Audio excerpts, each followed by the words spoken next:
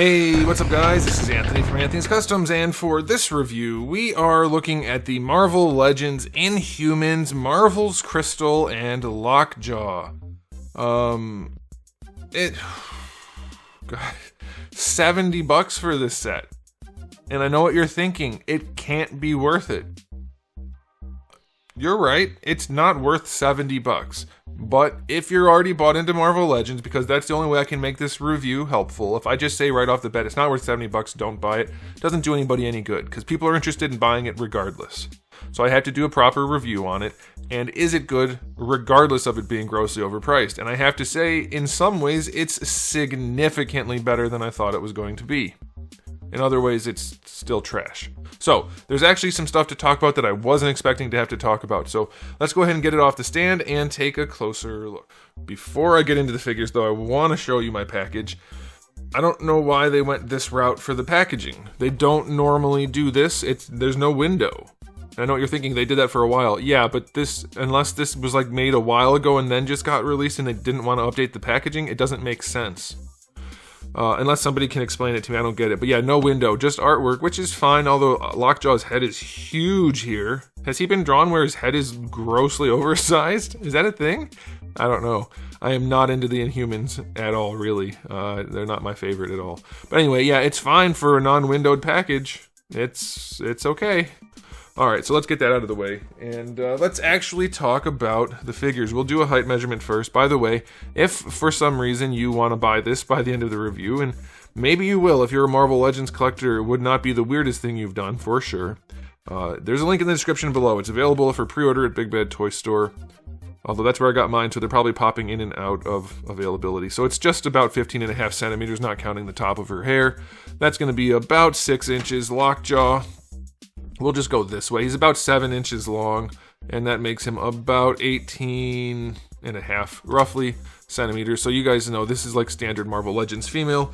Nothing special at all about this figure, but here she is up against Darwin, and obviously Darwin can ride Lockjaw. That looks weird. So there you go. All right, question of the day. If you're collecting Marvel Legends, how often do you feel like you are justifying your purchase rather than Hasbro justifying the sale? For me, it's almost every purchase. It's almost every single one. Luckily, I get to excuse it as being a reviewer, but if I was collecting this line, I would have to be cherry picking or I would go insane. And even then, I'd have like 3 figures probably. So, like, unquestionable that the prices are too high for what you get. It's not even close. But that being said, we have to review this for people who want to buy it. Alright, so we're going to start with Crystal because it's going to go really quick. Aesthetically, it is the most basic, crappy Marvel Legends female. It does have the double jointed elbows, so that's a good thing. But it is just bare yellow plastic that's wreaking havoc on the filming environment. That plastic sucks to film. The paint job is just a paint job. There's no real sculpt going on except for her belt. So it's painted boots. It's okay. It's not the best. It's not the worst. Same thing for the gloves. Same thing for her crotch lines. Why does she have those crotch lines? Isn't she supposed to have like stripes over here? So it might not be the most accurate of outfits. The belt is actually sculpted, but it's not painted as well. It's sloppy. And then you get a little bit of paint up there. And then the head, which is fine. The hair, no paint in it though, other than the black spots. So it's like, okay. It is just the most absolutely passably okay figure. The face paint is super clean. Probably not too realistic, so I think that's alright. Those eyes are done really well. But yeah, this figure is a throwaway. Like, definitely don't buy it for this. I mean, I guess if you're filling in teams, then you're going to need to, and that was their plan. But it's not good. This is absolutely the absolute bare minimum of okay. No, it's not okay. It's the bare minimum from Hasbro, really. So let's just set her aside and look at Lockjaw. This is where the $70 went, guys. This is a solid brick of PVC. It's so heavy. It's so heavy. Why did they make it a solid brick of PVC? Hasbro never does that. It's so weird. But yeah, this guy is surprisingly good. Like, I was excited when I opened the package because he looks so damn good. Lockjaw looks awesome. I thought it was ridiculous that they didn't make his legs articulated. I still hate that, but the sculpt is nice and you get alternate legs, so at least that's okay. But he's a little plasticky, but since he's got dog hair on him, it's reasonable. The arms and legs are shinier than the upper, though. That's unfortunate. You can see that difference probably on camera. So that sucks. But they did paint his belly, and because it's fur, there's less than good paint job is acceptable. Maybe even intentional, I don't know. But yeah, they painted his insides of his arms, they painted his paw pads and his claws, so that all looks good. But the head sculpt, they nailed, it's really well done.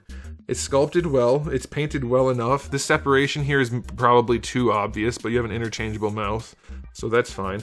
But the sculpt on this thing is really, really good, and the paints are nice and clean. The tongue doesn't move, by the way, but his mouth is done really well. He has the interchangeable tuning fork. That's well done too. And then the eyes, they're transparent plastic. Like, why did so much effort go into this?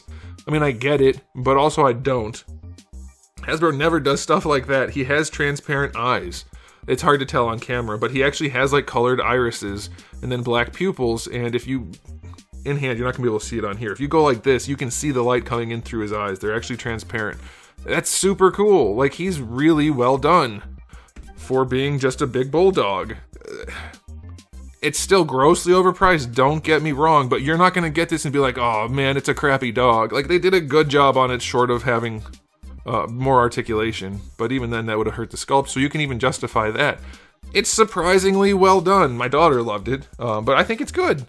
It's definitely good for little kids, other than that it weighs a metric ton, and it's dangerous probably, but yeah, they did a surprisingly good job on the dog, on Lockjaw. So that's cool. Still grossly overpriced. Aesthetically, he's like a 9 for a dog, and she's like a 2 for a Marvel Legends. So that's like a -2 in any other brand.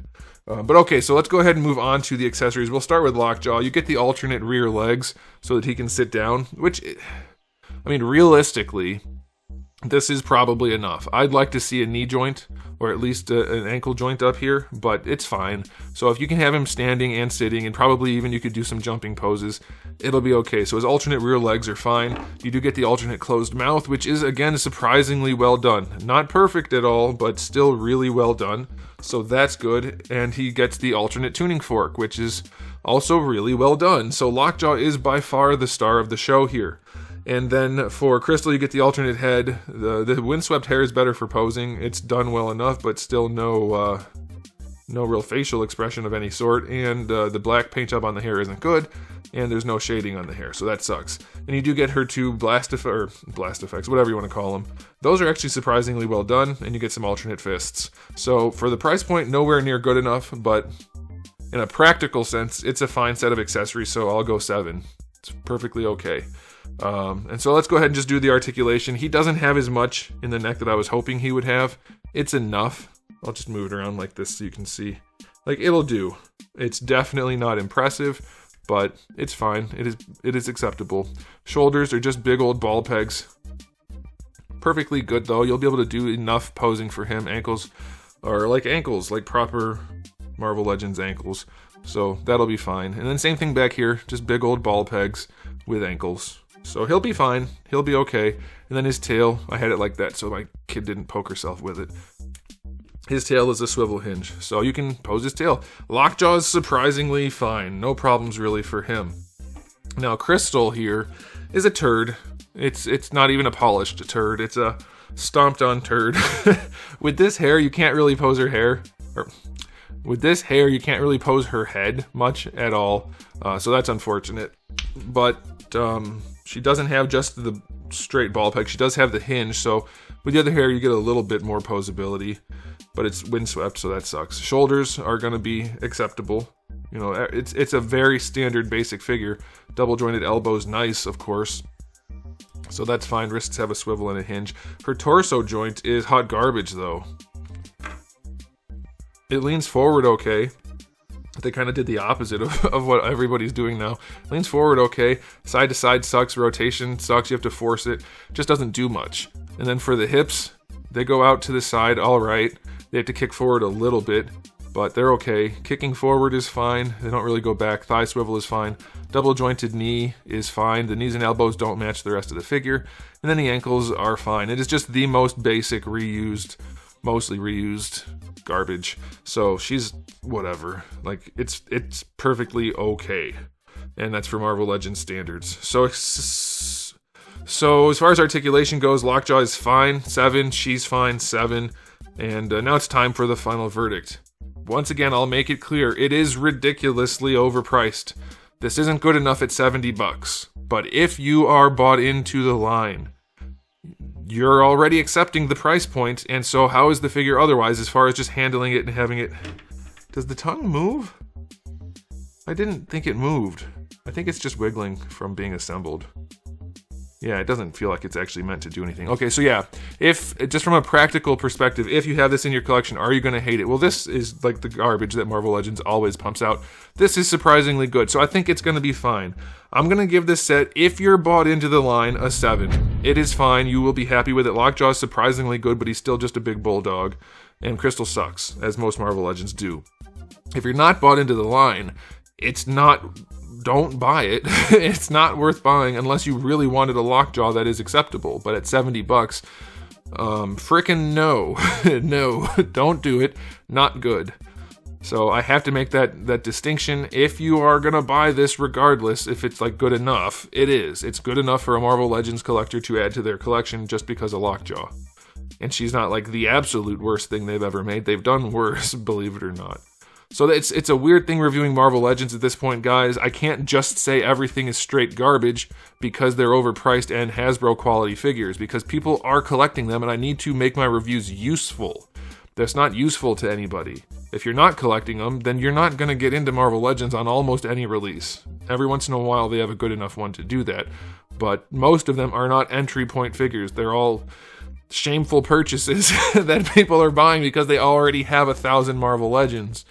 Which is not a good situation for collectors at all. Hasbro has us by the part we don't want them to have us by. It's not a good thing, and I think if more people, including myself, granted I'm a reviewer so I get away with it, but if I was just a collector, I would not be buying any of these just to make a point. And it wouldn't make the point because they make 20,000 of each figure, and mine's not going to matter. But everybody needs to do it. And if everybody did it, Hasbro would make better products.